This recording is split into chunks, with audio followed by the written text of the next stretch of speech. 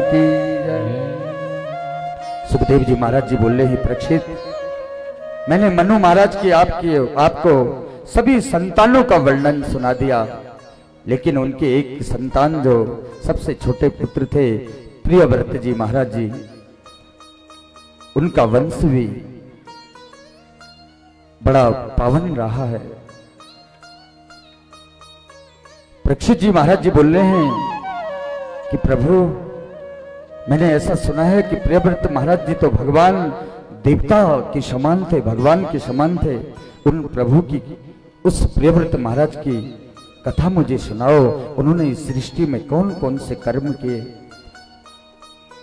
पूछ रहे हैं परीक्षित जी अपने गुरुदेव सुखदेव जी महाराज जी से कि प्रियव्रत भगवद आत्माराम कथम मुने। बोलते यह प्रियव्रत जी, इनको तो मैंने सुना है ये तो आत्माराम थे। मैंने जो अपनी आत्मा में परमात्मा, जिसने आत्मा में राम बसा लिया, उसी का नाम है आत्माराम। जिसका पल पल हर सांस पर भगवान का नाम चल रहा है। जो समझ गया इस संसार में, इस संसार सागर को एक दिन जाना है और हाथ में भगवान का नाम आएगा और कुछ आने वाला नहीं है, वही है आत्माराम।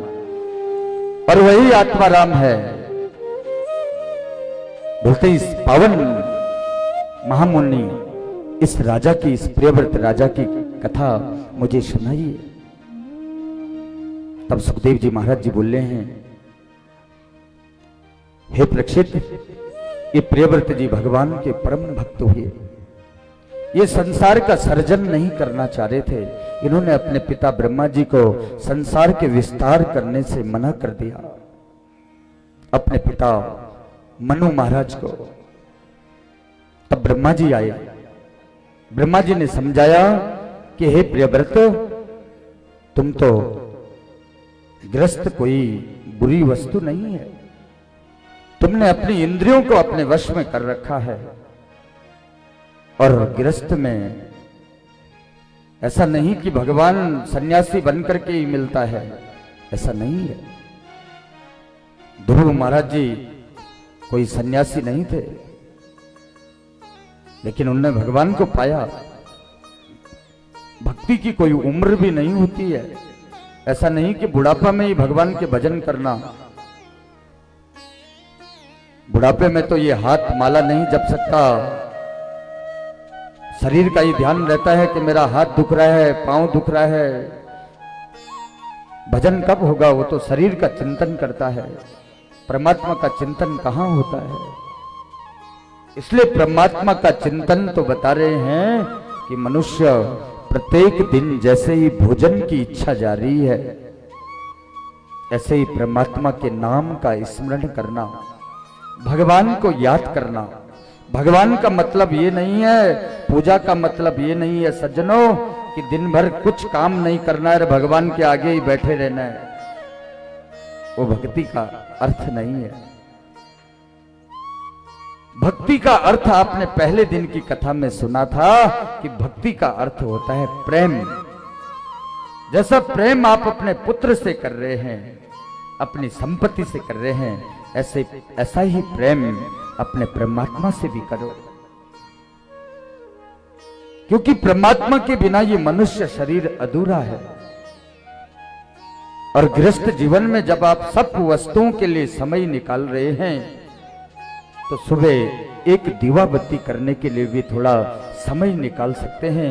क्योंकि जिनके लिए हम तो उल्टा कर रहे हैं, जिन्होंने लास्ट समय हमको छोड़ देना है, हम उन्हीं के पीछे भाग रहे हैं। और जिसने अंत समय में सबके छोड़ जाने के बाद हमारा हाथ पकड़ना है, हम उसी को भूल रहे हैं। इसीलिए गृहस्थ भी एक सरस लोक है। सन्यासियों के 100 साल और गृहस्थियों का एक समय। अगर गृहस्थी भगवान का ध्यान 1 सेकंड के लिए भी, 10 मिनट भी अपने जीवन में भगवान के लिए सुबह शाम निकाल रहा है और अपने सांसारिक काम करते करते अपने भगवान को याद कर रहा है, तो ऐसा सोचो कि इससे बड़ा गृहस्थ कोई नहीं है। क्योंकि हमें याद है कि एक परमात्मा है जो अपना सच्चा साथी है। संसारिक लोग तो हमसे दोस्ती तब तक करेंगे जब तक हमारे ये हाथ पांव चल रहे हैं, हम बोल पा रहे हैं, हमारे पास धन है, हमारे पास रूप है, तब तक ये संसार के लोग हमसे बातचीत करेंगे। लेकिन जब हमारे पास ये चीजें नहीं रहेंगी तब हमारा साथ कौन देता है? वो है परमात्मा, जिनकी कथा आप सुन रहे हैं। ब्रह्मा के इन उपदेशों को सुनने के पश्चात में प्रियव्रत जी महाराज जी ने संसार को, इस संसार का सृजन करने के लिए तैयार हो गए और इनके प्रजापति विश्वकर्मा की पुत्री बहर्षमती से इनका विवाह हुआ और इनके एक पुत्री हुई और अग्नित्र आदि इनके 10 पुत्र भी हुए और एक कन्या भी हुई और उस कन्या का नाम था,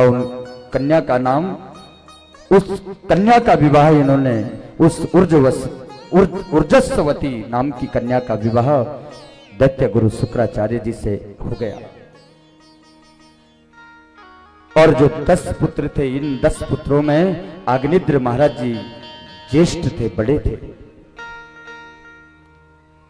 अग्निद्र जो महाराज जी जो थे, ये भी अपने, इनका विवाह जो हुआ था ये ब्रह्मा की भेजी हुई पुरोचिति अप्सरा के साथ हुआ था। प्रियव्रत महाराज जी बोलते हैं, मैं क्या करूं इस संसार के लिए? प्रियव्रत महाराज ने क्या किया कि रजनी मपी दिनम करिष्यामि, मैं रात को ही दिन बना देता हूं। इतने शक्तिशाली थे और उन्होंने रात को ही दिन बना दिया। जब संसार में लोगों का स्वास्थ्य बिगड़ने लग गया तो देवताओं ने समझाया, हे प्रियव्रत ऐसा नहीं करते। फिर इन्होंने सूर्य के समान रथ में इस पृथ्वी का 7 बार इस पूरे संसार की परिक्रमा करी और जो उनके रथ के पहिए से जो घर्षण हुआ वही तो सप्त सागर बने और वही तो सप्तद्वीप, जाम्बूद्वीप, पलक्ष, सालमती, कुश, क्रोच, शाक और पुष्कर, ये अनेकों जो ये द्वीप बने हुए हैं, ये उन्हीं के रथ के पहिए के घर्षण से बना हुआ है। और इन्हीं प्रियव्रत महाराज के पुत्र अग्नित्र हुए और अग्नित्र महाराज के पुत्र हुए नाभि और नाभि के पुत्र हुए ऋषभ देव जी। बोलो श्री कृष्ण भगवान की जय, बोलो ऋषभ देव भगवान की जय। और ऋषभ देव भी भगवान का अवतार है। एक बार ऋषभ देव जी ये तो साक्षात भगवान थे और इनके राज्य में इंद्र ने बरसात नहीं की और जब इंद्र ने बरसात नहीं की तो ऋषभ देव जी ने खुद ही अपने राज्य में बरसात कर दिया और इंद्र ने देखा ये कोई शक्तिशाली है, ये साक्षात भगवान है। और इंद्र पहचान गए ये तो ऋषभ रूप में भगवान, ऋषभ देव के रूप में ये तो साक्षात भगवान आए हैं। और ऋषभ देव के समक्ष इंद्र आए और बोलते हैं, ऋषभ देव तुम मेरी पुत्री जयंती से विवाह कर लो। और इंद्र की पुत्री जयंती के साथ ऋषभ देव का विवाह हुआ और इन्हीं से इनके 100 पुत्र हुए। बोलो श्री कृष्ण भगवान की जय। भरत महाराज आदि 9 योगेश्वर आदि इनके 100 पुत्र हुए। कभी आदि जो 9 योगेश्वर संवाद आगे आपको सुनने को मिलेगा, ये महाराज ऋषभ देव के ही पुत्र हैं। इनके ज्येष्ठ पुत्र भरत महाराज जी हुए। भरत महाराज तो इनका विवाह विश्वकर्मा की पुत्री पंचजनी से हुआ था और इनके सुमित, राष्ट्रभरत आदि इनके 5 पुत्र हुए थे। भरत जी महाराज जी, क्योंकि सज्जनों इन राजाओं के वंश से ही कल हम कृष्ण जन्म में पहुंच पाएंगे। अगर इनको यहीं छोड़ देंगे तो हम कृष्ण जन्म तक भागवत की लाइन में नहीं पहुंच सकते, हम शुद्ध भागवत का श्रवण नहीं कर सकते, क्योंकि इन्हीं के वंश से महाराजा दशरथ का वंश प्रारंभ होगा, इन्हीं के वंश से महाराज सूरसेन का वंश प्रारंभ होगा। इसलिए इन राजाओं ने, इस ऋषभ देव जी के ज्येष्ठ पुत्र जो हुए थे ये भरत महाराज जी थे। 5 पुत्र हुए इनके। राजा भरत तो कैसे थे कि भगवान के अनन्य भक्त थे। एक बार इन्होंने अपने सभी पुत्रों को बुलाया, बोलते हैं पुत्रों, मैं अब इस संसार चक्र में नहीं फंसना चाहता हूं और मैं तो ठीक गंडकी नदी के पास में जा रहा हूं और इस राज्य पाट को छोड़ देता हूं और वहीं पे एक पर्ण कुटी बनाता हूं और उस कुटिया में बैठ करके भगवान की माला को जपूंगा। आज भरत जी महाराज जी ने अपने पुत्रों को अपना सब कुछ राज्य पाठ दे दिया और राज्य पाठ को दे करके ठीक पहुंच गए गंडकी नदी के पास में और वहीं पे एक पर्ण कुटी बनाई। 3 समय का भोजन एक साथ कर लेते हैं। बोलते कहीं 3 समय भोजन बनाने में जितना समय लगेगा इतने समय में तो मेरी माला छूट जाएगी, इतने समय में तो मैं कितनी माला कर लूंगा। ऐसे भगवान के परम भक्त हुए भरत जी महाराज। भरत जी महाराज जी अपनी पर्ण कुटी में रोज भगवान की मालाएं और 3 समय का भोजन उन बासी रोटियों को आज बना देते हैं और कई दिन तक वो रोटियां चलती रहती है। ऐसे परमात्मा के और थे राजा, लेकिन भगवान के भक्त थे, समय नहीं बिगाड़ना चाहते थे। एक दिन क्या हुआ कि गंडकी नदी में ये भरत राजा स्नान कर रहे थे और उस नदी में स्नान कर रहे थे और इतने में कंठ भर जल में गए थे और भगवान सूर्य को अर्घ दे रहे थे और इतने में क्या हुआ कि वहां पर शेर की एक दहाड़ से डर करके एक मृग हिरनी, और वो मृग दौड़ते दौड़ते वो हिरन दौड़ते दौड़ते, और वो गर्भ अवस्था में थी वो हिरनी, और एक तरफ तो प्रसव की पीड़ा और दूसरी तरफ से वो शेर उस मृग को पकड़ने के लिए आ रहा है और वो हिरनी दर्द से कहा रही है और दौड़ते दौड़ते उस गंडकी नदी के पास में आई और वो शेर के भय से उसने वहां पर एक छोटे मृग के बच्चे को जन्म दिया और वहीं से दूर जाकर के उस हिरनी ने अपने प्राणों को छोड़ दिया। बोलो जय श्री कृष्ण। भरत जी महाराज जी ने देखा ये हिरण का शावक, ये बच्चा, इसकी मां तो मर गई,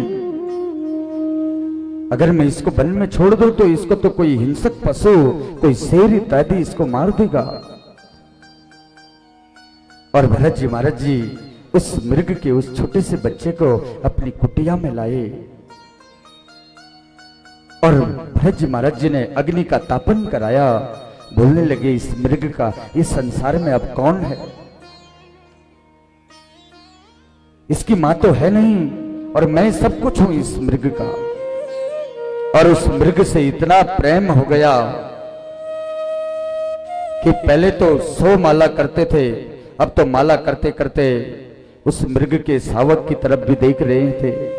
आए थे हरि भजन को और कूटन लगे कपास, और आए थे भगवान की भक्ति करने को, और यहाँ तो 100 माला से 50 माला पे आ गई। और किसी टाइम उस मृग के बच्चे को कंधे में रखते हैं, किसी टाइम उसको घुमाने ले जाते हैं, किसी को कुछ, और मालाएं कम होती जा रही हैं। और एक दिन ये मृग का बच्चा थोड़ा आश्रम से इधर उधर गया, इतने आसक्त हो गए कि माला करना ही छोड़ दिया उस दिन, और मृग के बच्चे को ढूंढने लग गए। चंद्रमा को बोले चंद्रमा शाम हो गई, बोलते तुम कितने भाग्यशाली होंगे कि मेरे मृग के शिशु को तुम देख पा रहे हैं।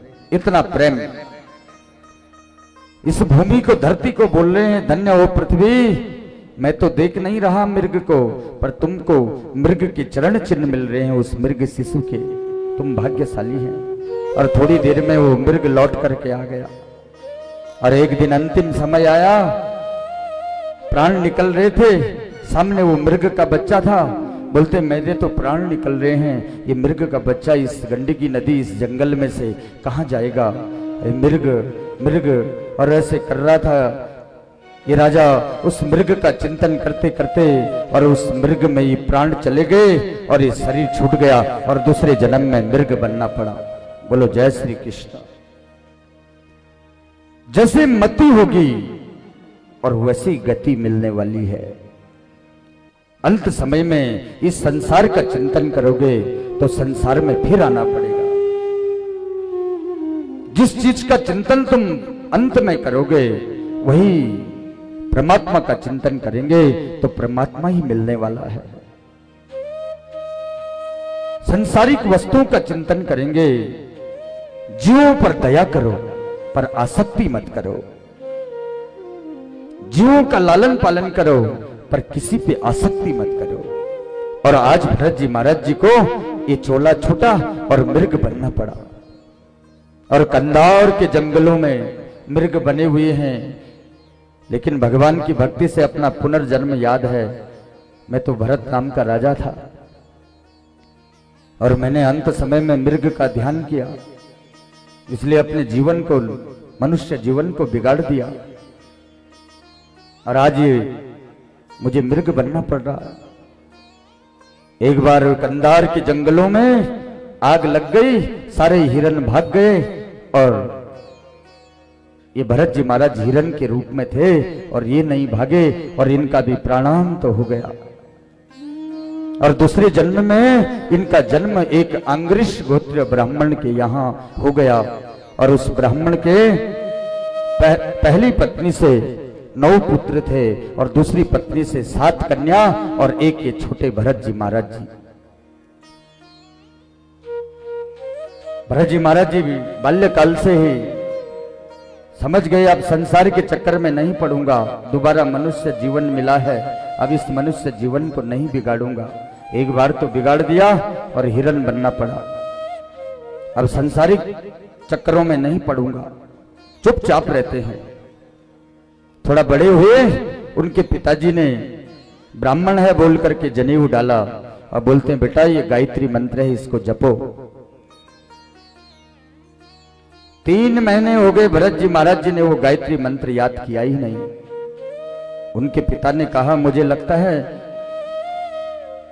कि 3 महीने से एक मंत्र याद नहीं कर पा रहे हैं, मुझे तो तुम कुछ जड़ लग रहे हो। और उसी दिन से उनका नाम हो गया, बोलो जड़ भरत महाराज की जय। जड़ मैंने मूर्ख लग रहे हो। भरत जी महाराज जी को सब कुछ आता है लेकिन जानबूझ करके याद नहीं कर रहे हैं। आज गायत्री मंत्र याद करूंगा, कल मेरे पिताजी मुझे बोलेंगे ये सत्यनारायण भगवान की कथा करो,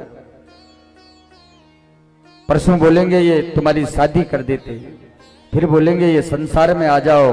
और जिस चीज को मैं पाने के लिए आया था, भगवान को, ये मनुष्य जूनी भगवान को पाने की लिए मिला है और मैं इन संसार में ही घूमता रहूंगा, फिर न मालूम अंत समय में किसका चिंतन करूंगा और फिर से मुझे क्या बनना पड़ेगा, इसलिए नहीं कर रहे हैं। इस संसारिक चीजों में मुझे नहीं पड़ना और आता सब कुछ है। और एक दिन उनके पिताजी का भी स्वर्गवास हो गया, बहनों की शादी हो गई और भाइयों ने कहा तुम दिन भर ऐसे बैठे रहते हो, ये घर का काम करो। दूसरी माँ के पुत्र थे और वो जब वो भाभियां भरत जी महाराज जी को जली हुई जूठन वगैरह जो कुछ बचता था और वो भरत जी महाराज जी को दे देते थे, ले ये भोजन कर ले। और भरत जी महाराज तो भगवान का चिंतन करके उस भोजन को जूठा जला सब कुछ खा देते थे। उन भाभियों ने कहा ये बर्तन मांजने पड़ेंगे तुमको, ये घर के पूरे जूठे। भरत जी महाराज जी बर्तन मांजने लग गए। एक दिन कोई बर्तन छूट गया और उन भाभियों ने अपने पतियों को बोला और उनके पतियों ने भरत जी महाराज जी को घर से धक्का देकर के भगा दिया।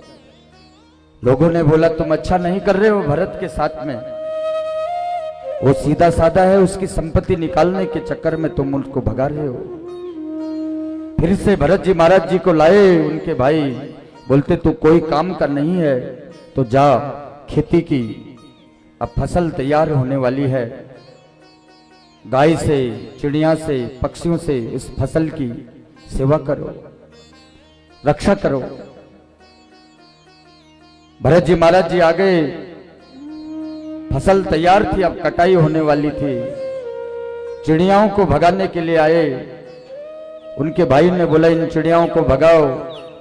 भरत जी महाराज जी देखने लगे, इस खेत में तो मेरे भाइयों ने सूखा बीज बोया था, इसमें तो सुंदर बालियां हरी भरी दिखाई दे रही है, ये खेत भी भगवान का, ये बीज भी भगवान का। उन पक्षियों को देखने लगे, बोलते ये रंग बिरंगी पक्षी किसने बनाया होगा, ये पक्षी भी तो भगवान की है। बोलते राम जी की चिड़िया, राम जी का खेत, खाओ रे चिड़िया भर भर पेट। और चिड़िया भगाने के लिए आए थे और चिड़ियाओं को बुला रहे, आओ इस खेत को खाली करो। गायें जा रही थी, सारा खेत गायों को खिला दिया कि खाई गई गैया और खाली हो गए खेत। और जब भरत के भाई आए और उन्होंने भरत जी को अब शब्द बोल के, धक्का दे करके, मार के और वहां से भगा दिया, और भरत महाराज जी ठीक वन की तरफ को चले गए। वन की तरफ को एक जगह पे बैठे थे, भगवान का चिंतन कर रहे थे, और इतने में एक कोई डाकू था, और उस डाकू ने भद्रकाली माता के लिए बोला था, अगर मेरी कोई संतान हो जाएगी तो मैं एक मनुष्य की बलि तुमको चढ़ा दूंगा। उस डाकू ने, उस डाकू के सेनापति ने जिस मनुष्य को रखा था बलि देने के लिए, और जिस दिन बलि देनी थी उससे पहले वो भाग गया। अब जब बलि देने का समय आया तो डाकू के, उन डाकू, जितने डाकू थे, डाकू ने कहा ये सेनापति, तो डाकू का सेनापति था, बोलते प्रभु जिसको बलि देने के लिए रखा था वो तो भाग गया है। सेनापति ने कहा बलि देने का समय है, जल्दी से किसी और को ढूंढ के लाओ या उसी को ढूंढो। और इस डाकू के सरदार के सेनापति जब ढूंढने के लिए, सेना जब ढूंढने के लिए गए, जिसको रखा था बलि देने के लिए वो तो मिला नहीं, और यहाँ भरत जी महाराज जी बैठे थे, और डाकू ने कहा ये तो मोटा तगड़ा है, अब इसी को लेके चलते हैं। डाकू ने कहा चलो। भरत जी बोलते हैं चलो। ये भी नहीं पूछा कहां ले जा रहे हैं, बोलते तुमको मालूम है कहां ले जा रहे हैं। भरत जी महाराज जी बोलते जहां मेरे राम ले जा रहे हैं मैं वहीं जा रहा हूं। ला गए, प्रभु पे संपूर्ण समर्पण है, और भरत जी महाराज जी का मुंडन कराया, और डाकुओं के सरदार ने माला पहनाई, और जैसे ही भद्रकाली माता के समक्ष में लाए और भद्रकाली माता के समक्ष में रखा भरत जी महाराज के सर को, और इतने में जैसे ही डाकू मारना चाह रहे थे भरत जी महाराज जी को, और इतने में भद्रकाली माता प्रकट हो गई। बोल श्री भद्रकाली मात की जय। और भद्रकाली माता ने अपने तलवार से उन डाकुओं का संहार कर दिया और समस्त डाकुओं के कंठ को काट दिया, और वहां पर एक भी डाकू, कोई भी डाकू दूर दूर तक दिखाई नहीं दिया। भद्रकाली माता जड़ भरत के भद्र तेज को देख करके मां प्रसन्न हो गई, और भरत जी महाराज जी वहां से फिर वन को चले गए। वन में एक जगह पर भगवान का चिंतन कर रहे थे, उसी समय सिंधु शूरवीर नरेश रोहगण की पालकी जा रही थी। चार आदमी उस रोहगण की, सिंधु शूरवीर उस राजा की पालकी को, चार काहर पालकी ढो रहे थे, उसमें से एक काहर का स्वास्थ्य बिगड़ गया। राजा ने कहा एक काहर को ढूंढ के लाओ, अब आगे कैसे जाएंगे। वो तीन काहर ढूंढने के लिए आए, और भरत जी महाराज जी मिले, और भरत जी महाराज जी को ही ले गए। भरत जी महाराज जी कहार बने, सिंधु सौरभीर नरेश की पालकी को ढोने लगे और जब जमीन में उन्होंने देखा ये चींटी दिखाई दे रही है, कीड़ी दिखाई दे रही है, और भरत महाराज ये सोचने लगे कहीं ये कीड़ी मेरे पांव के नीचे आ जाएगी। उछल उछल करके चलने लगे तो जो पालकी में बैठे हैं राजा सूरवीर नरेश, उनका माथा ऊपर पालकी पे लग गया। बोलते हैं आराम से चलो। अन्य काहरों ने कहा हम तो अच्छे से चल रहे हैं प्रभु, पर जो ये नया काहर है यही उछल उछल के चल रहा है। बोलते हैं काहर अच्छे से चलो, नहीं तो मुझे तुम्हारी चिकित्सा करना, तुमको दंड देना भी आता है। पहले तो कुछ नहीं बोले, फिर पालकी जाने लगी, फिर उछलने लगे भरत महाराज। उनके आगे कोई कीड़ी जा रही थी और वो उछल गए कि पांव के नीचे ना आ जाए। बोलते हैं मैं तुमको दंड दूंगा। आज पहली बार भरत जी महाराज जी ने बोलना प्रारंभ किया। बोलते हैं राजन तुम बार बार बोलते हो तुमको दंड दूंगा, तुम्हारी चिकित्सा करूंगा, तुम बड़े दुर्बल हो, चल नहीं पा रहे हो। राजन ये सब कुछ धर्म जो है ये शरीर का है, जो ये शरीर है ये मैं हूं ही नहीं, जो ये शरीर है वो मैं नहीं हूं। क्योंकि अगर ये शरीर मैं होता तो ये शरीर कभी मरता ही नहीं। अगर ये शरीर मेरा होता तो जब ये आंखें देखने लायक नहीं होती तो मैं ऐसा करता ये आंखें कमजोर ही ना हो। अगर ये मेरा होता तो इस पर मेरा वश होता। अगर ये मेरा होता तो मैं इस शरीर को कभी बुजुर्ग ही नहीं होने देता। हे राजन, भरत जी महाराज जी बोल रहे हैं तुम इस शरीर की चिकित्सा कर सकते हो लेकिन मेरी नहीं, मैं तो आत्मा हूं, तुम मेरी रक्षा नहीं कर सकते। तुम शरीर को कष्ट देंगे तो इससे मेरे आत्मा को कुछ होने वाला नहीं है, क्योंकि आत्मा तो कभी मरती नहीं है, न अस्त्र से न शस्त्र से किसी चीज से कटती नहीं है। रोहगण ने जैसे ये उपदेश सुने, रोहगण काहरों को बोलते ही पालकी नीचे रखो। सिंधु सौरभीर नरेश जब इस पालकी से उतर करके बाहर देखा कि एक जनेऊ डला हुआ है और शरीर बिल्कुल अपने खुशी के बराबर, कोई खुराक हमारे इधर बोलते हैं, कोई प्रभा नहीं है, संसार की कोई चिंता नहीं है, एक भगवान है। इसलिए भरत जी महाराज जी का शरीर तो हृष्ट पुष्ट है। बोलते हैं आप कौन हो? ये सूरवीर नरेश बोलते हैं। बोलते हैं राजन जो मैं हूं वो मेरा शरीर नहीं है। बोलते मुझे तो आप कोई या दत्तात्रेय या कोई परशुराम जी या कोई विशाल कोई ऋषि मुनि लग रहे हैं, पर मैं आपसे एक प्रश्न करना चाहता हूं। ये सूरवीर नरेश बोलने लगा। आपने कहा कि शरीर को कष्ट होता है तो आत्मा को कष्ट नहीं होता है। अगर हे महाराज, अगर हम जलती हुई अग्नि में किसी बर्तन को रखते हैं, उसमें पानी डालते हैं, उसमें चावल डालते हैं, तो आग तो हमने बर्तन को लगाया था पर चावल को नहीं लगाया, तो ये चावल पकता क्यों है? आग तो हमने बर्तन को लगाया था, चावल को तो नहीं लगाया था। जब इस बर्तन को अग्नि तापन मिला होगा, जब इस शरीर को कष्ट हुआ होगा, जैसे इस बर्तन को कष्ट हो रहा है, ये गर्म हो रहा है, तो इसके अंदर रखा हुआ चावल भी उबल रहा है, पक रहा है। तो आप कैसे बोल सकते हैं अगर शरीर को कष्ट होता तो आत्मा को भी तो कष्ट होता होगा?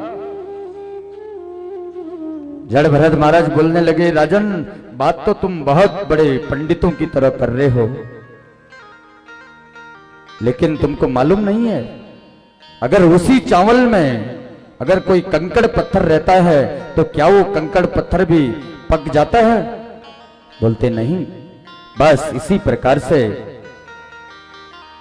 इस आत्मा को कोई नहीं जला सकता, इस आत्मा को कोई नहीं मार सकता। ये शरीर का धर्म है मरना, लेकिन आत्मा तो कई जन्मों तक इसको कोई छीण नहीं कर सकती। और रोहगण ने वहीं पर अपने समस्त प्रभु का चिंतन करने लग गए और बोलते हैं, तुम्हें मालूम नहीं है, मैं भी पूर्व जन्म में एक भरत नाम का राजा था। मृग का चिंतन किया तो मृग बनना पड़ा, और आज अंग्रेज गोत्र ब्राह्मण के यहां मेरा जन्म हुआ है। इस संसार में 4 भरत हुए। सतयुग में ये ऋषभ देव के बेटे भरत हुए, जिनके नाम से इस पहले इस देश का नाम भारत पड़ा। दूसरे त्रेता में राजा दशरथ के बेटे राम जी के भाई भरत हुए, और द्वापर में दुष्यंत शकुंतला के पुत्र भरत हुए, और कलयुग में ब्रह्मा जी के अवतार नाट्य शास्त्र के रचयिता और यही तो भरत मुनि हुए। बोलो श्री कृष्ण भगवान की जय, बोलो लक्ष्मी नारायण भगवान की जय। बोलते परीक्षित, ये पृथ्वी का विस्तार जो है बहुत बड़ा है। ये पृथ्वी में इलावर्त है, और यहां भगवान शंकर जी के अलावा कोई नहीं रह सकता, क्योंकि पार्वती का श्राप है। यहां कोई पुरुष आता है वो स्त्री बन जाता। भद्राश्व में भगवान हरिग्रीव और नरस निवास करते हैं, और हरिवर्ष जो है यहां पर भगवान नरसिंह विराजमान रहते हैं। और ये यहां पर प्रहलाद जी आदि भगवान नरसिंह की स्तुति करते हैं। केतुमाल में माता लक्ष्मी अपने सुंदर सुंदर वस्त्र लेने के लिए जाती है, और रम्यक वर्ष में मत्स्य भगवान निवास करते हैं, और हिरण्यनमक में कच्छप भगवान निवास करते हैं, और उत्तर कुरु में वराह भगवान निवास करते हैं, और किमपुरु में भगवान राम निवास करते हैं। और इस भारतवर्ष में, इस जाम्बूद्वीप में, जहां पर अनेक नदियां हैं, अनेकों संत निवास करते हैं। जैसे वृक्षों में चंदन बड़ा, नागों में जैसे शेष बड़ा, और नदियों में गंगा बड़ी, ऐसे देश में भारत देश बड़ा। जहाँ डाल डाल पर सोने की चिड़िया करती है बसेरा, वो भारत देश है मेरा, वो भारत देश है मेरा। जहाँ डाल डाल पर सोने की चिड़िया करती है बसेरा, वो भारत देश है मेरा, वो भारत देश है मेरा। जहाँ डाल डाल पर सोने की चिड़िया करती है बसेरा, वो भारत देश है मेरा, वो भारत देश है मेरा, वो भारत देश है मेरा, वो भारत देश है मेरा। जहाँ सत्य अहिंसा और धर्म का पग पग लगता है डेरा, वो भारत